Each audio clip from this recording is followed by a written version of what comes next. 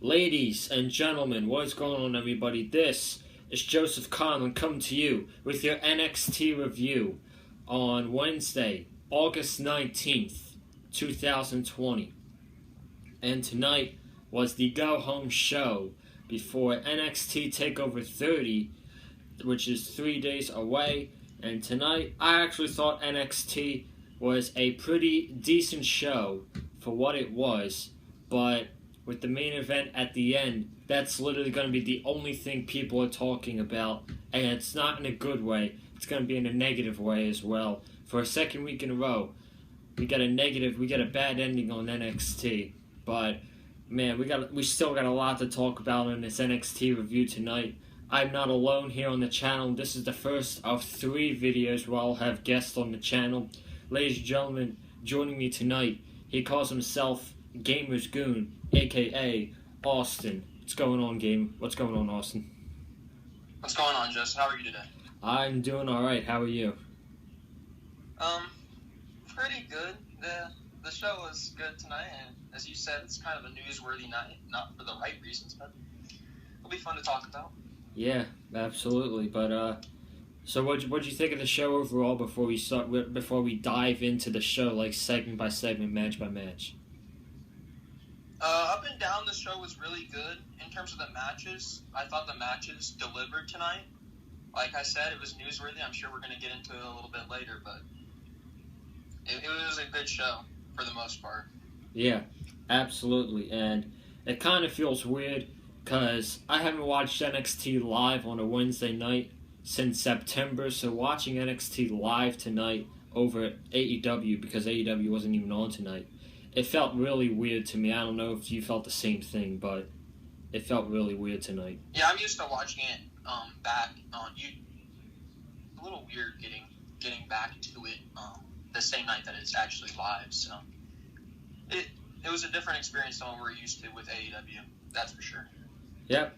Well, let's get right into the review. Before we get into the review, make sure you check out my Monday Night Raw review from this past Monday. I wish you'd talk about the Monday Night Raw Go Home edition to SummerSlam. Check out my Raw review. Make sure you also check out Austin's Monday Night Raw review if you want to see him rant on a couple of things, right, man?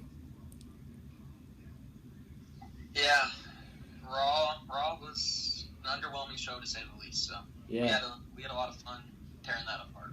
Yeah, if you haven't checked that out, go ahead and check that out. But let's start off NXT. We had Johnny Gargano versus Ridge Holland starting off the show. It was the first of 2 qualifying matches to get in the North American Championship ladder match at TakeOver 30. This match was really good, but the one thing people are going to remember from that match was the scary bump that Johnny Gargano took. Ridge Holland, clearly he's good, but he clearly doesn't have enough experience. He needs more training. He needs to slow his offense down just a little bit. He needs to slow his offense down just a notch because he was running fast. He slipped, and that was the reason why Johnny Gargano landed on his neck during a power slam. I was shocked he was still able to walk after that. I cringed so hard after that. I don't know what you did after that spot with Johnny Gargano, but man. Yeah, I definitely cringed at it. I definitely did. Holland, he's pretty good. The botch, he does need to slow it down. He needs some polishing up, but I could see him being a big star. He seems like the kind of like guy that Vince would like. So I think he could be successful in NXT and on main roster, but he definitely needs to polish up a little bit in ring. Yeah, absolutely. He's good. I'm not trying to shit on the guy or anything, but he just needs to slow the pace down a little bit more. But then toward the end of the match, Holland was in control. Holland was trying to get back in the ring. Candice was holding on to the ankle of Ridge Holland. Gargano hit a low blow without the referee seeing. He hit the DDT onto Ridge Holland. And Johnny Gargano is going to TakeOver 30 and participating in the ladder match. Good match to start the show outside of that botch. Gargano's going to take over. I thought this was the right move. you're not going to have a takeover without Johnny Gargano. So that's the way I thought it was going to be. What did you think about this? Very solid match. Gargano, like you said, was the right guy to win this match. And I also really like that they protected Holland here. They had Candice kind of distract him a little bit, allowing Gargano to pick up the win. So it shows you that they think that Holland's going to be something. And against a guy like Gargano, one of the top guys of NXT for the past 3-4 years, that's a very big thing to look at.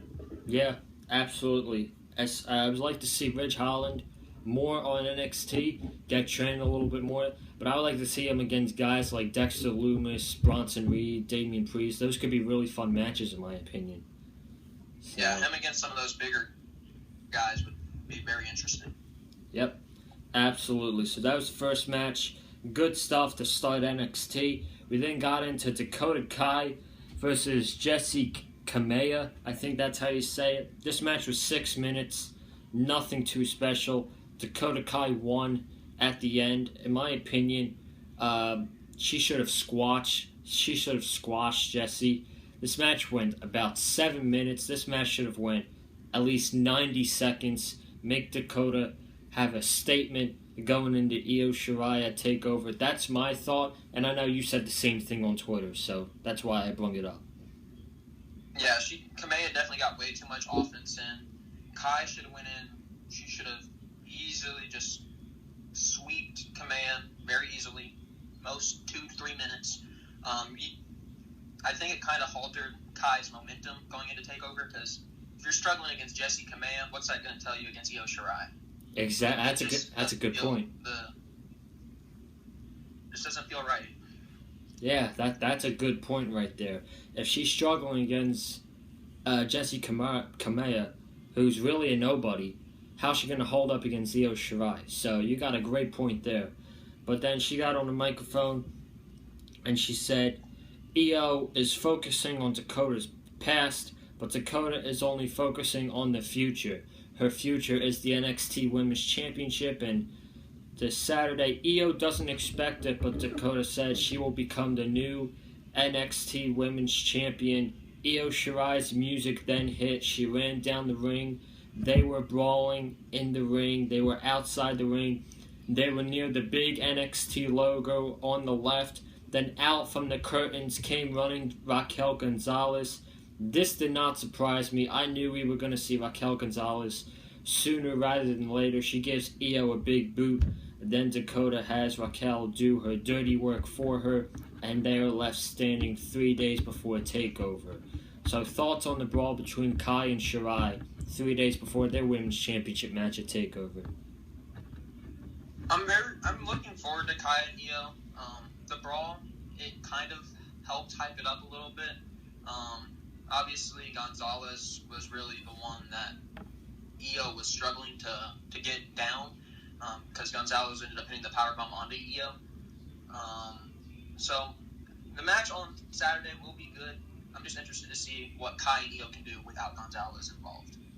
Yeah, I mean, now that Gonzalez is back, she's more than likely going to get involved in the match, because she's gotten involved in almost every single match Dakota Kai has been in. But I don't really want to spoil it on my predictions video, but normally when the challenger is standing on the go-home show, they don't really have a good chance going into the pay-per-view. So you guys can clearly tell right there.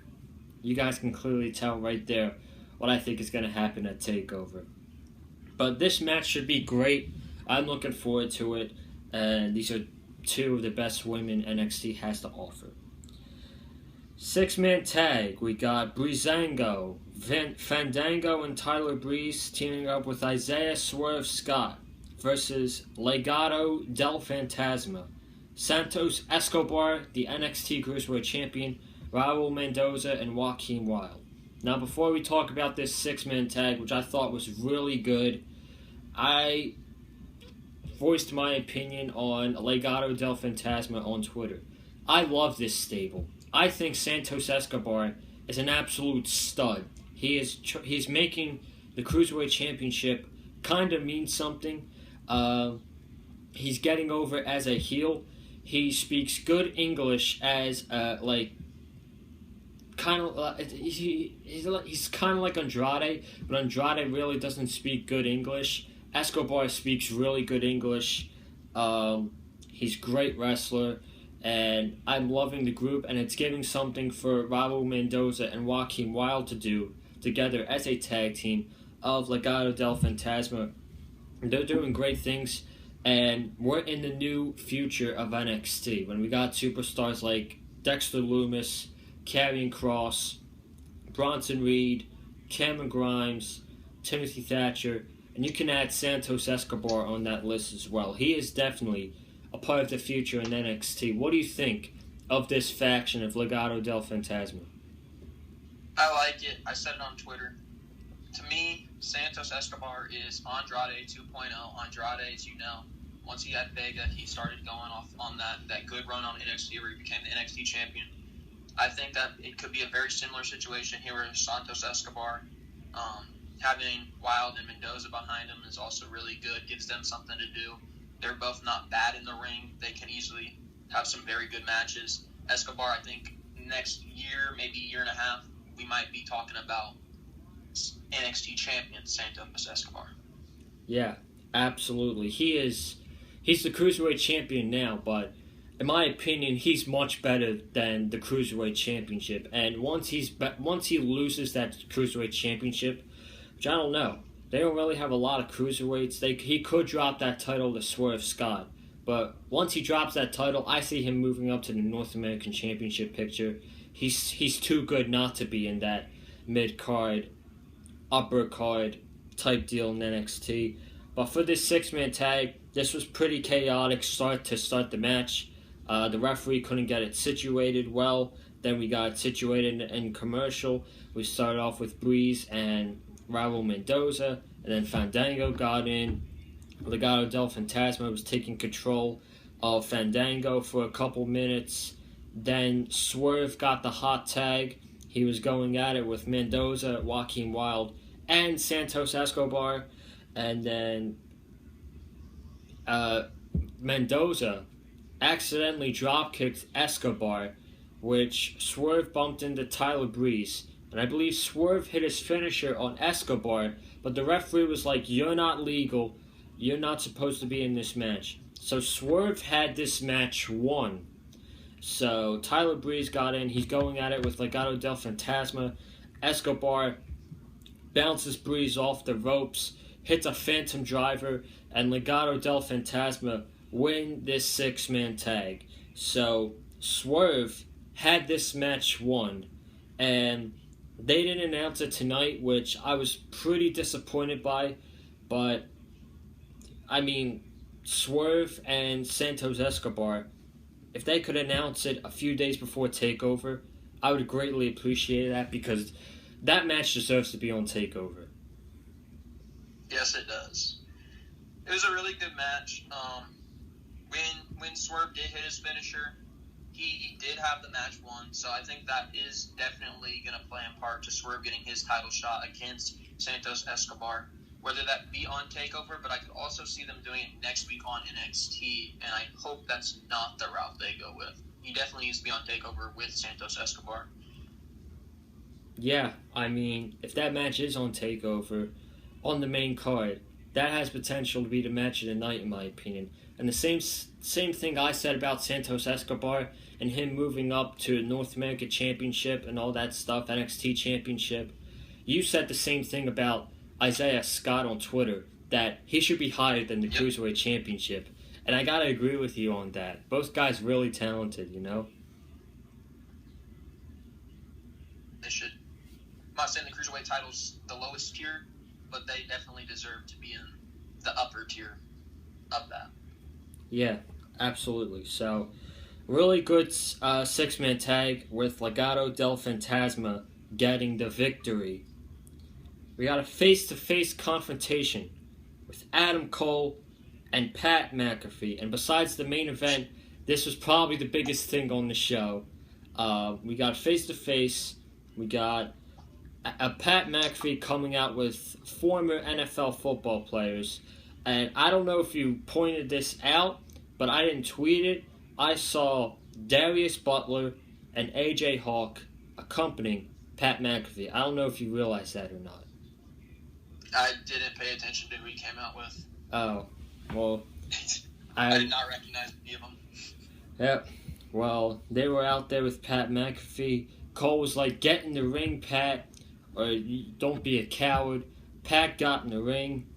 He says stuff like, "You made me train for only 2 weeks.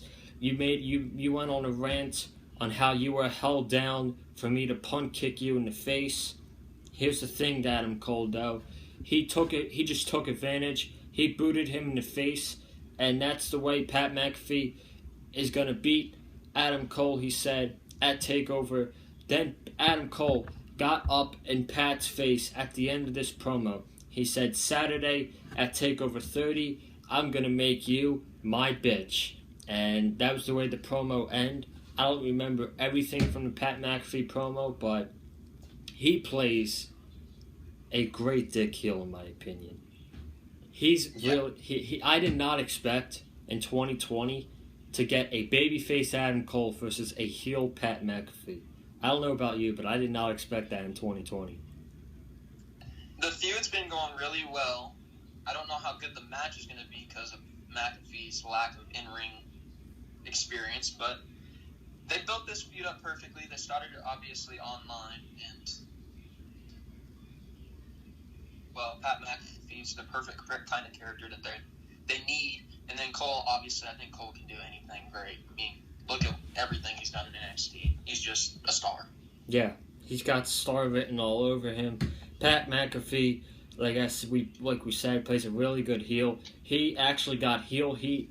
He gets more heel heat than King Corbin does on SmackDown. He gets more heel heat than Baron Corbin does on SmackDown, and Braun Strowman does as the Universal Champion. But this was good. I have not criticized any of this yet between Cole and Pat McAfee, but if A, the match is terrible, and B, Pat McAfee wins, I will not hesitate to criticize this match. And I will actually probably do a rant if Pat McAfee wins this match, but I doubt it. I expect to have a rant, but we'll see how it goes. I'll let him in the ring before I make a judgment. Yep, we'll see. We'll see everything but how it goes Saturday night. Women's tag match. This really wasn't that special until like a few spots in. Rhea Ripley and Shotzi Blackheart versus Mercedes Martinez and Aaliyah of the Robert Stone brand. This match wasn't really that special. It was okay. The only thing memorable from this match was Rhea Ripley giving Mercedes Martinez a powerbomb over the barricade, or the guardrail, whatever, to the concrete floor on the outside. Then Shotzi hit a top rope senton to Aaliyah for her and Rhea Ripley to get the win here in this match. This really wasn't that special, besides the powerbomb over the guardrail, which I think looked great. I don't know about you, but what did you think of that powerbomb spot? That powerbomb looked brutal. It looked like Martinez might have got hurt there, but I like that powerbomb spot because it's going to set up Rhea versus Martinez, and I think that's going to be a really good match. The match itself between these two teams wasn't all that special, but that spot specifically, I think, made the match worth it. Yeah, so decent stuff. I expect Rhea Ripley and Mercedes Martinez to face each other the next couple weeks. Mercedes is going to go over, and then after that, I don't see anything Rhea Ripley can do down in NXT. I think she's going up to the main roster in the next month, dude. I don't wanna say it's true, but I think that might be where we're going. Yeah, I know I've probably been saying this a bunch of times, but if you really think about it, the downward spiral of Rhea Ripley, she has been ice cold since April 5th when she lost her NXT Women's Championship to Charlotte Flair, and she hasn't recovered since. And honestly, I don't know when she's going to recover. When she got involved with the main roster, it all went down. It always does. Yeah, it goes Gotta down. keep them open. Yeah, it goes down for every NXT superstar on the main roster. There's a long list of people. Rhea's just gonna add on to it, sadly. Yeah. Well, hey, you know, she dyed her hair blonde, so I guess she would have to know that she's going up soon, because Vince, Bruce, and Kevin Dunn, they like blondes up there, so She might have a chance. yeah, she might have a chance. Who knows? She might be feuding with the Iconics her first feud. Oh. No. No, please. That's how you ruin her immediately. Don't do that. I know, right? Put her in the ring with Billy Kay. No. Oh boy, I'm giving Rhea a death wish here. Oh my god. They're actually gonna do this. Yeah, I know, right? That's the sad part. They would actually do something like this. It's unbelievable. But oh my god, let's move Or on. put her against Nia Jax. Maybe. They might do that, who knows. But next thing, we got a preview between Keith Lee, Karrion Kross, recapping everything that's happened since the Great American Bash when Keith Lee won that winner take all against Adam Cole. And man, if this wasn't a hype video to get you excited for the match, I don't know what does. The music, the graphic, the layout of the darkness with Karrion Kross. This was probably one of the best produced previews for a TakeOver match in a long time. Probably since one of the Tommaso Ciampa Johnny Gargano matches. I thought this was awesome. What'd you think about it? I really liked it. It paints Cross in the picture that he's a legit guy. And it's only a matter of time. 3 more days.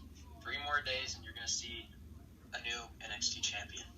Yeah, absolutely. This is probably the most predictable outcome of the entire weekend, but I'm still looking forward to the match, and I think that match is going to be awesome on Saturday night. That should be great, and that should 100% main event over Adam Cole and Pat McAfee. No excuses. Yeah, that easily main events. That's the match I think a lot of people are looking forward to. It's going to be really good. I think we all know where it is going, but I think there's still a lot of people that are still excited, even though they do know what the outcome will be. Exactly. Well, before the main event, we go over the TakeOver card.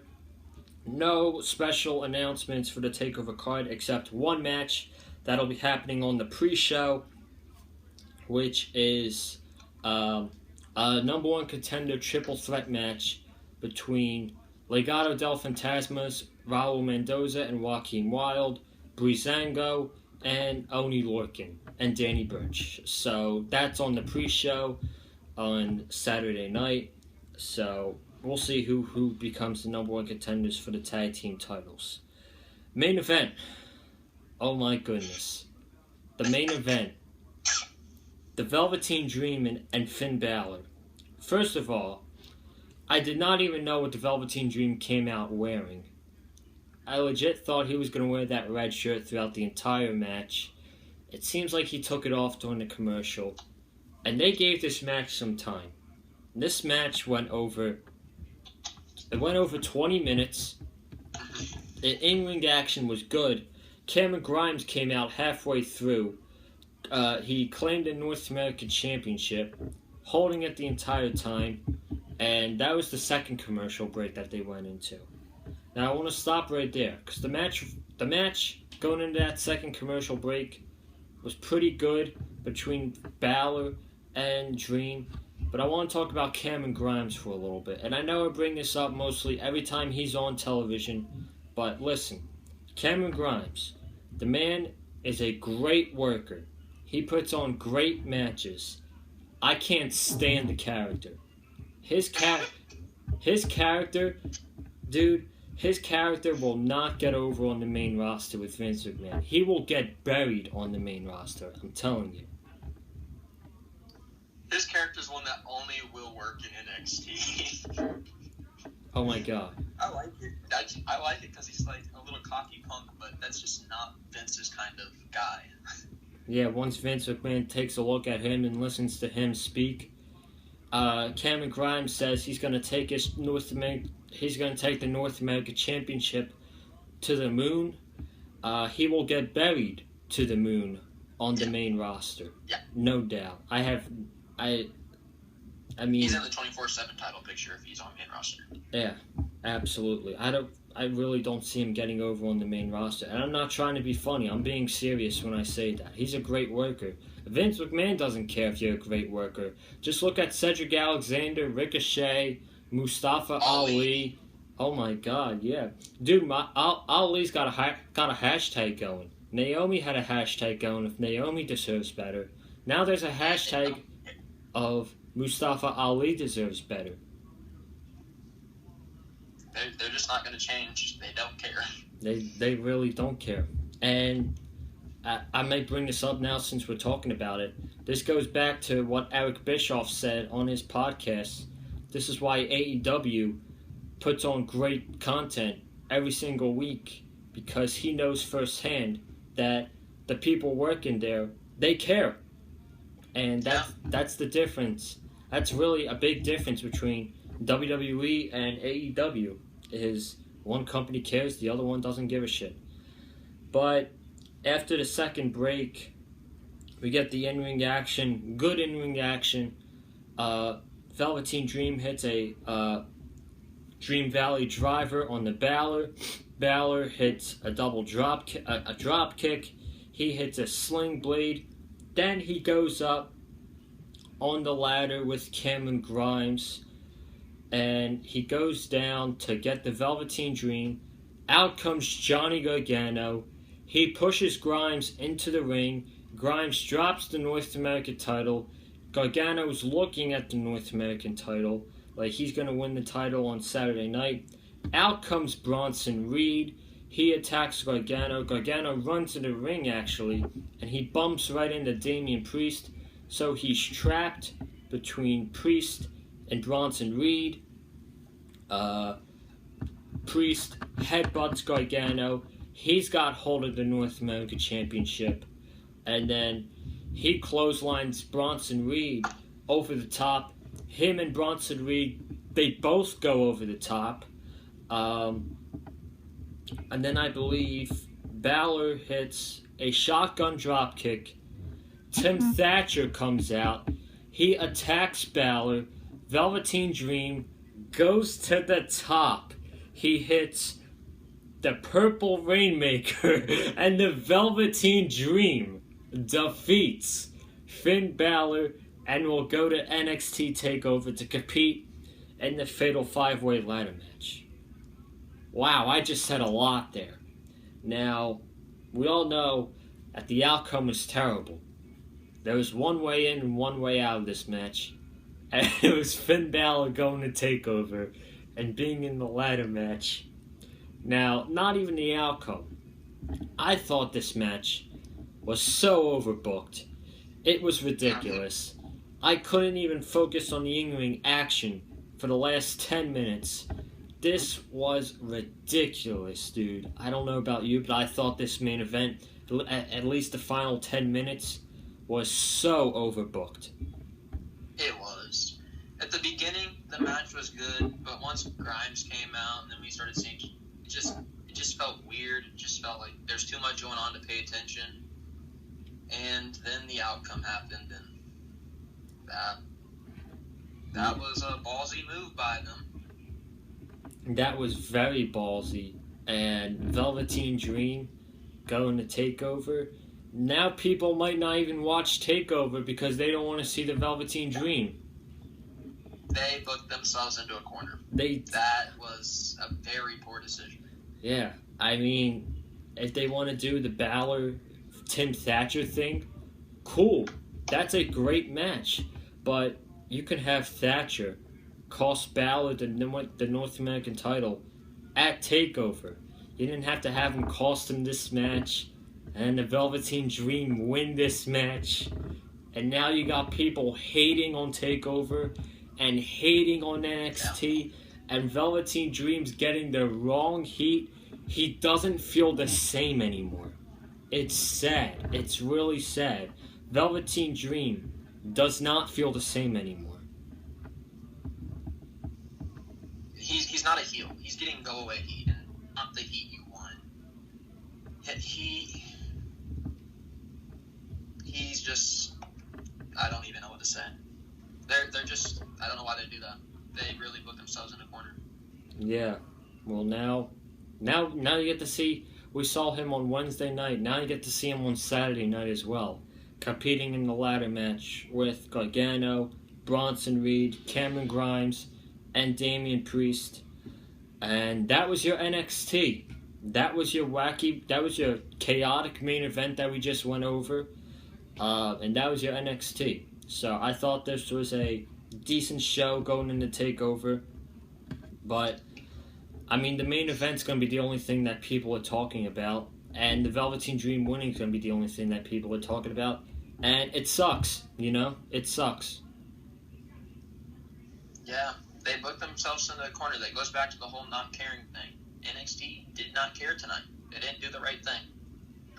Yeah, it sucks, man. It really does. But this is your NXT review here on the Big Fight Field channel. I want to thank you guys for watching this review. If you have not already, subscribe to the channel. Let's get to 180 subscribers before the end of the week. Comment down below what you guys thought of this week's NXT review here on the channel. Like this video if you enjoyed the review from myself and Austin. Follow me on Twitter at Colin_Joseph. Where can they follow you on Twitter? GamersGoonYT on Twitter. Yep, you got it. GamersGoonYT on Twitter. Any last minute words you have to say before we get out of here? Just thank you for having me on the show tonight. Yeah, man. Absolutely. Great review. You'll definitely be back on the channel before the end of 2020. Maybe we get crap on WWE more, right? I'm always down to crap on them. Let's go. All right. This is Joseph Conlon. This is Austin Gamers Goon. I will see you back tomorrow here on the channel for your NXT TakeOver 30 preview and predictions with Christina Washington. I'll see you guys tomorrow. That should be up by 2 o'clock. And I'll see you guys tomorrow here on the channel. Have a good night. Stay safe.